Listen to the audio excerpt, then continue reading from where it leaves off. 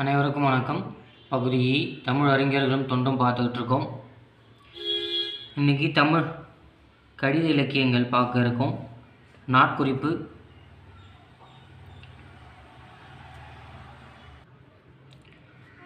ஜவஹர்லால் நேருவை இன்றைக்கி பார்க்கலாம். ஜவஹர்லால் நேரு 1889 பிறந்திருக்காரு. 1964 தான் மறைந்திருப்பார். 64 மறைந்த இன்னொரு மனிதர் பாரதிதாசன் ஐயாவும் 1964 தான் மறைந்திருப்பார். சரியா? ஜவஹர்லால் நேரு இவர் தெரியாதவங்க யாரும் கிடையாது. இந்தியாவின் முதல் பிரதமர், இந்தியாவின் சிற்பி, இந்தியாவின் கட்டிடக் கலைஞன் இல்லையா? இந்த மாதிரி நிறைய சொல்லிகிட்டே போகலாம்.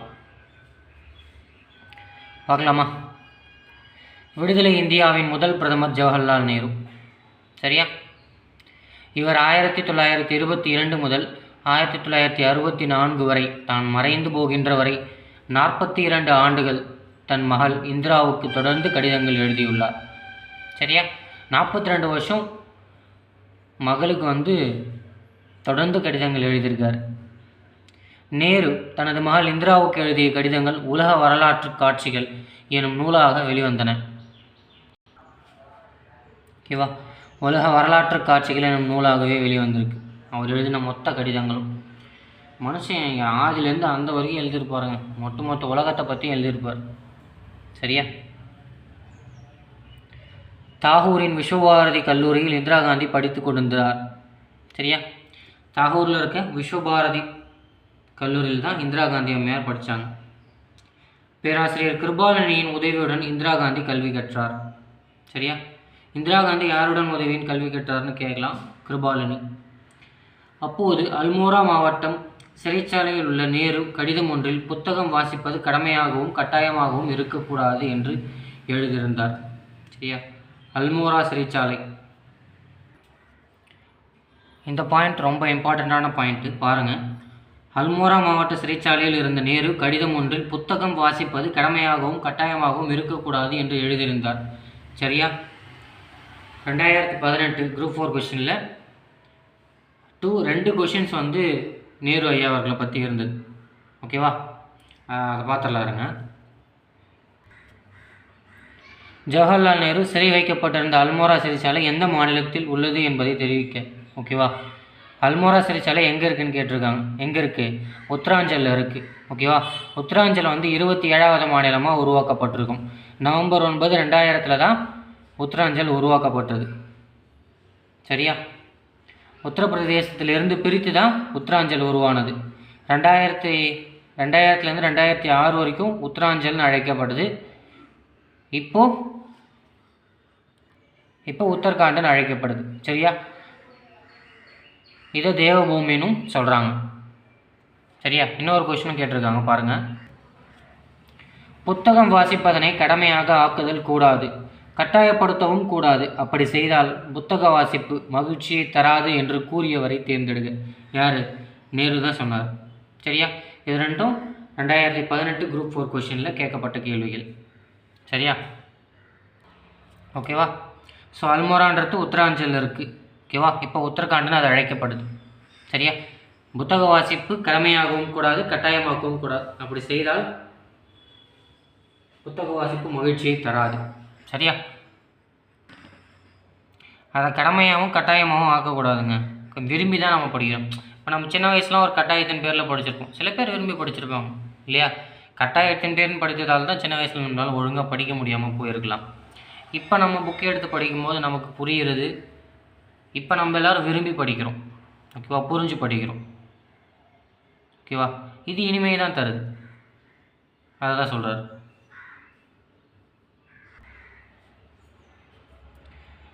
காளிதாசரின் சாகுந்தலம் நாடகம் பற்றியும் டால்ஸ்டாயின் போரும் அமைதியும் பற்றியும் அவரது கடிதத்தில் குறிப்பிட்டிருக்கிறது. சரியா? டால்ஸ்டாயோடைய போரும் அமைதியும் காளிதாசருடைய சாகுந்தலத்தையும் அந்த கடிதத்தில் குறிப்பிட்டிருப்பார். உலகத்தின் மிகச்சிறந்த நூல்களுள் ஒன்று என்று நேரு குறிப்பிடுவது போரும் அமைதியும். சரியா? உலகத்தின் மிக சிறந்த நூல்களில் ஒன்று என்று நேரு குறிப்பிடுவது எந்த புக்கை? போரும் அமைதியும்.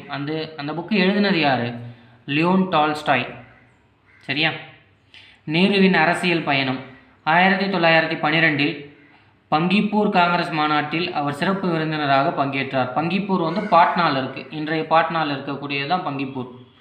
1912 அப்போ தான் முதல்ல ஒரு சிறப்பு விருந்தினராக பாட்னாவில் இருக்கிற பங்கிப்பூர் மாநாட்டில் கலந்துக்கிறார். சரியா? அடுத்து 1916 மகாத்மா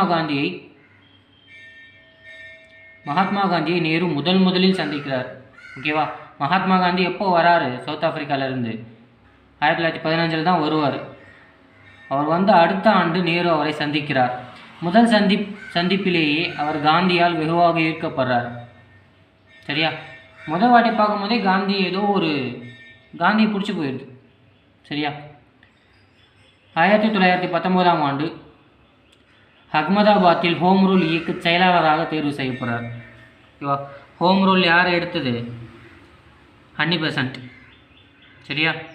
ஏப்ரலில் திலகர் எடுத்திருப்பார். ஓகேவா? செப்டம்பரில் ஹன்னி பெசன்ட் எடுத்திருப்பாங்க. இது 1916. சரியா? அதெல்லாம் கொஞ்சம் கொஞ்சமாக தோய்வு ஏற்படும் போது 1919 அலகாபாத்தில் ஹோம் ரூல் இயக்க செயலராக தேர்வு செய்யப்படுறார். 1920 22 வரை ஒத்துழையாமை இயக்கத்தில் இருமுறை சிறையில் அடைக்கப்பட்டிருக்கார். ஓகேவா? 2 வாட்டி ஜெயிலுக்கு போயிருக்காரு. 20 22 வரை ஒத்துழையாமை இயக்கத்துக்கு. ஓகேவா? 22 தான் சௌரி சௌரா நிகழ்ச்சி நடந்தது. காந்தி கைவிட்டுருப்பார். ஓகேவா?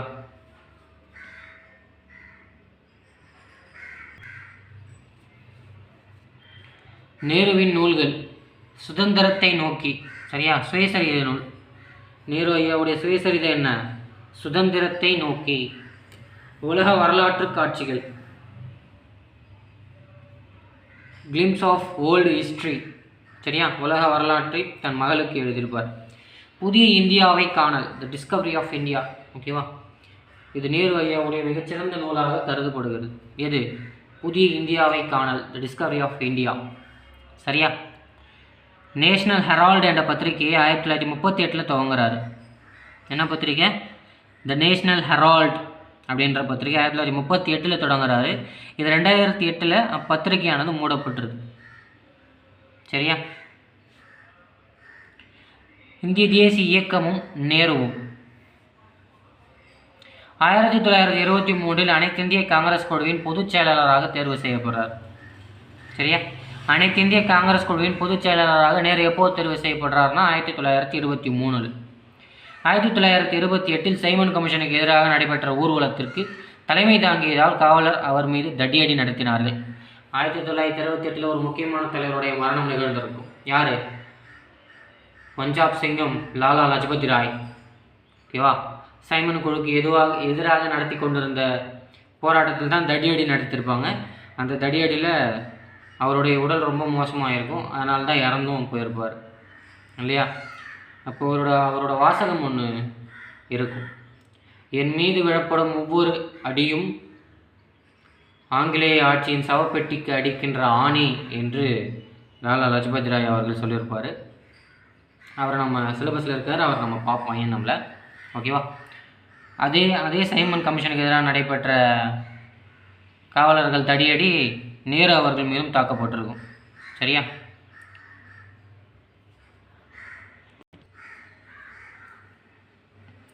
ஆயிரத்தி 1929 லாகூர் காங்கிரஸ் மாநாட்டிற்கு தலைமை தாங்குகிறார்.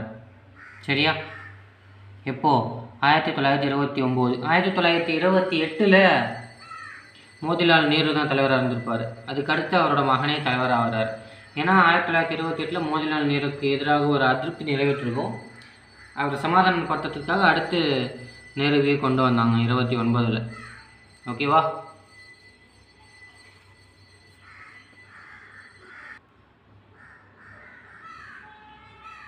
ஆயிரத்தி 1929 லாகூரில் தலைவரானதுக்கப்புறம் தான் டிசம்பர் 31 லாகூரில் மூவர்ண கொடி ஏற்றிருப்பாங்க.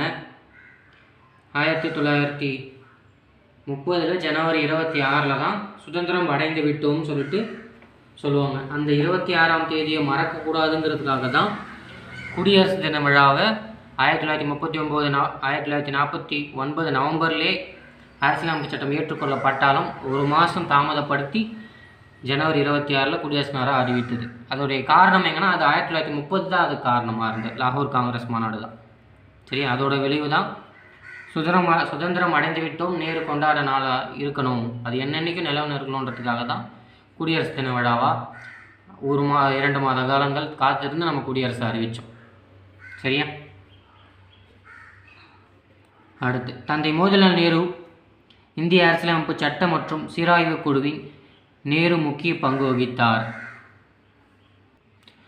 1928 மோதிலால் நேரு ஒரு அறிக்கை வெளியிட்டிருப்பார். டொமினியன் அந்தஸ்து வேணும், ஓகேவா, மத்திய தேர்தலில் முஸ்லீம்கள் இடஒதுக்கீடு, அடிப்படை உரிமைகளை பற்றி, வயது வந்தோர் வாக்குரிமையை பற்றிலாம் அவர் ஒரு அறிக்கை வெளியிட்டிருப்பார். சரியா? அந்த அறிக்கையில் நம்ம நேருவுடைய பங்கு அதிகம். மோதிலால் நேரு என்ன எதுக்காக அறிக்கை கொடுத்துருப்பாரு? 1927 லார்ட் பிரெஹெய்னுட்னு ஒருத்தர் இருந்தாப்புல. அவர் தான் இந்தியர்களுக்கு அரசியலமைப்பை இயற்றும் திறனே இல்லை அப்படின்னு சொன்னது யார்? பிரெஹெய்னுட். அவர் சொன்னதுக்காகத்தான் மோதிலால் நேரு ஒரு அறிக்கையை உருவாக்குறாரு. ஓகேவா? அந்த அறிக்கை தான் இது. சரி, அந்த அறிக்கையில் தான் நம்ம ஜவஹர்லால் நேருவுடைய பங்கு இருந்ததாக சொல்லப்படுது. சரியா? ஆகஸ்ட் 8, 1942 அன்று சிறப்புமிக்க வெள்ளையனே வெளியேறு இயக்கத்தின் தீர்மானத்தை மும்பையில் நடைபெற்ற அகில இந்திய காங்கிரஸ் குழுவின் முன்மொழிந்தவர் நேரு தான். ஓகேவா? ஆகஸ்ட் 8 நேரு தான். ஆகஸ்ட் 8, 1942 சிறப்புமிக்க வெள்ளையனே வெளியேறு இயக்கத்திற்காக தீர்மானத்தை முன்மொழிந்தவர் யாருன்னு கேட்கலாம். அது நேரு தான். சரியா? ஆகஸ்ட் 8, 1942 அன்று மற்ற தலைவர்களுடன் நேருவும் கைது செய்யப்படுறார். சரியா? ஆகஸ்ட் 8ஆம் தேதி அறிக்கை வெளியிடுது, மொத்த பேரையும் அப்படியே அரெஸ்ட் பண்ணுறாங்க. சரியா? காந்தி, நேரு, தமிழகத்தில் மாப்போசி, எல்லாருமே. அப்போதைக்கு காமராஜர் மட்டும்தான் மறைந்திருந்து இந்த வேலையெல்லாம் நடத்தியிருப்பார். மற்ற எல்லா தலைவர்களுமே, முக்கியமான தலைவர்கள் எல்லாமே கைது செய்யப்பட்டாங்க. சரியா? கைது செய்யப்பட்டு அகமது நகர் கோட்டைக்கு அழைத்துச் செல்லப்பட்டார். இதுவே அவருடைய நீண்டகால சிறைவாசம். அவருடைய நீண்டகால சிறைவாசம் எதுக்காக? வெள்ளையனே வெளியேறு இயக்கத்திற்காக தான் இருந்தது. சரியா? 1952 64 வரை இந்தியாவின் பிரதமராக மோதிலால் நேரு அவர்கள் இருந்தார். சரியா? அவருடைய பிறந்த நாளாக நவம்பர் 14 தேசிய குழந்தைகள் தினமாக நம்ம கொண்டாடிக்கிட்டு இருக்கோம். சரியா? சுதந்திர இந்தியாவின் முதல் பிரதமர் நேரு தான். சரியா? அவருக்கு பாரத ரத்னா 1955 கொடுக்கப்பட்டிருக்கும். சரியா? 5 ஆண்டு திட்டத்தை அறிமுகப்படுத்தியவர் நேரு தான்.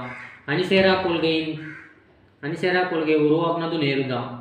ஆசிய ஜோதி, நவபாரத சிற்பி, மனித குரல் மாணிக்கம், வெளிநாட்டு கொள்கையின் சிற்பின்னு நம்ம நேருவை பற்றி சொல்லிகிட்டே போகலாம். சரியா? ஆசிய ஜோதி, நவபாரத சிற்பி, மனிதகுல மாணிக்கம், வெளிநாட்டு கொள்கைகளின் சிற்பி. சரியா?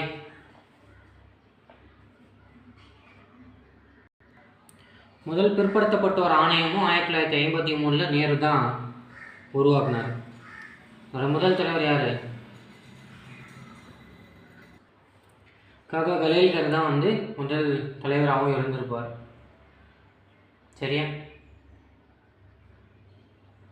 நம்பிக்கையில்லா தீர்மானத்தை சந்தித்த முதல் பிரதமரும் இவர் தான். பதவியிலேயே மரணம் அடைந்த முதல் பிரதமரும் நேரு தான். சரியா?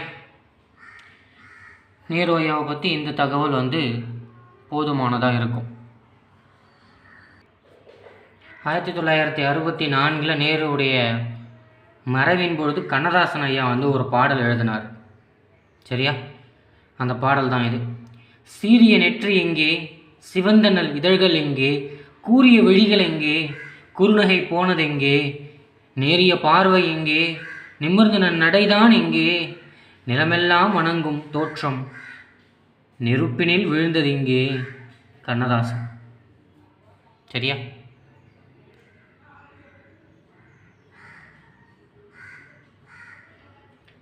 அவ்வளோதான் நேரு ஐயாவை பற்றி முடிஞ்சது. நன்றி. வீடியோ பிடிச்சிருந்தா சப்ஸ்கிரைப் பண்ணுங்கள், லைக் பண்ணுங்கள், கமெண்ட் பண்ணுங்கள்.